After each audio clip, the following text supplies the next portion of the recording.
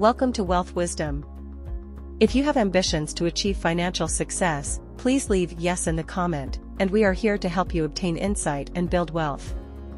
The book we are going to share today is The Power of No by James Altucher and Claudia Azula Altucher.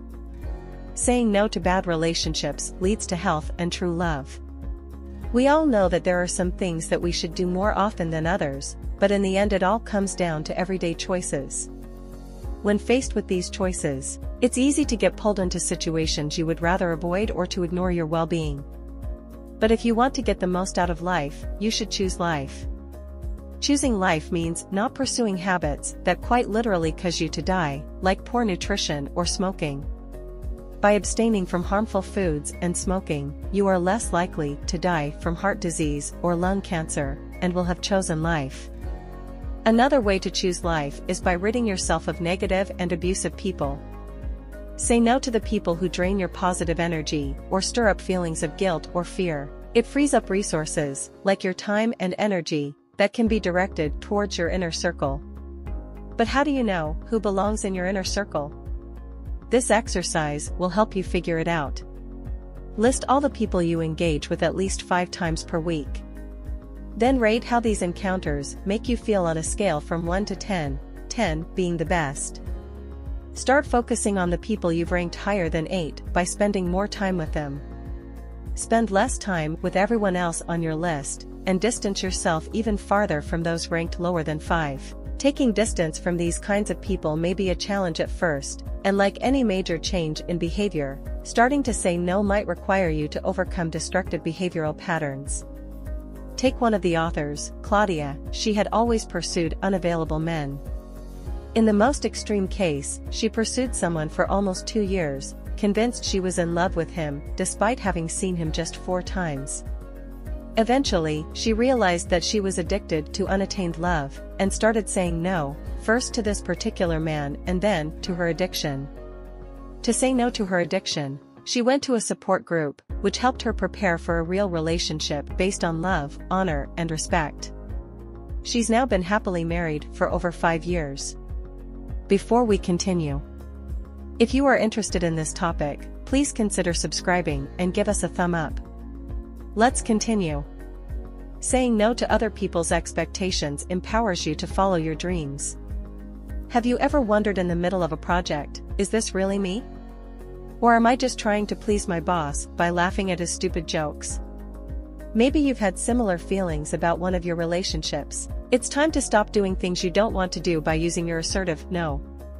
If you ignore what you really want and keep doing things you don't want to do, you may begin disliking the person you are trying to please or disliking whatever it is you are doing for them.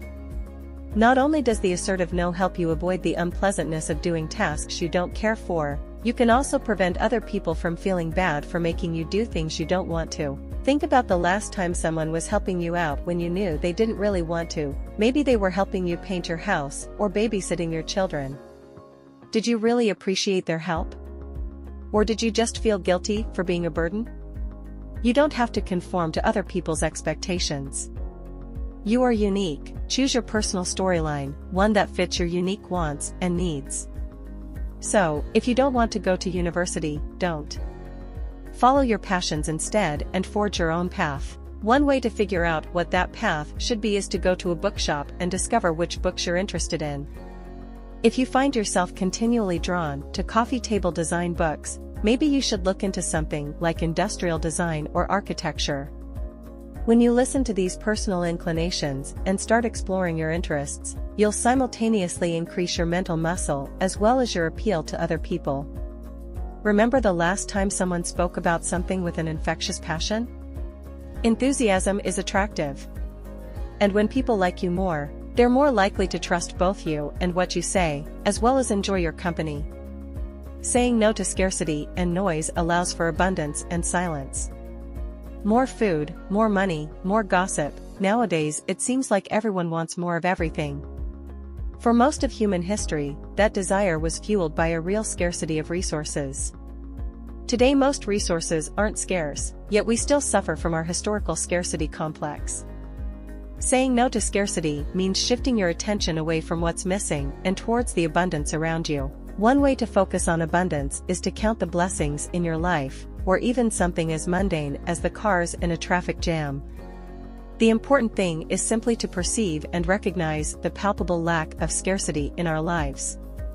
But why should you focus on abundance over scarcity? By focusing on abundance, you also enrich your life. This goes beyond the optimism of seeing the glass as half full. Rather, you realize that there is plenty of water, that you won't die of thirst, and that you should be thankful for the water. You should also say no to noise, i.e., everything that impedes you from being at peace with yourself and the universe.